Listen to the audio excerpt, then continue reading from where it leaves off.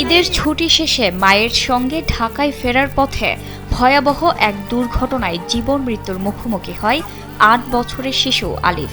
রাজবাড়ীর দৌলতদিয়া ফেরিঘাটে একটি বাস পদ্মা নদীতে পড়ে গেলে মায়ের প্রাণপণ চেষ্টায় বেঁচে গেলেও নদীর অতলে হারিয়ে যায় তার মা। অঝরে কান্না করতে করতে আলিফ জানায়, ফেরিতে ওঠার সময় হঠাৎ বাসটি উল্টে নদীতে পড়ে গেলে মা তাকে জানালা দিয়ে বাইরে ঠেলে দেয়। ওয়ালটন ফ্যানের অ্যারোডাইনামিক ব্লেড ঘরের কোনায় কোনায় ঠান্ডা বাতাস ছড়িয়ে হাওয়া বদলে নেয়।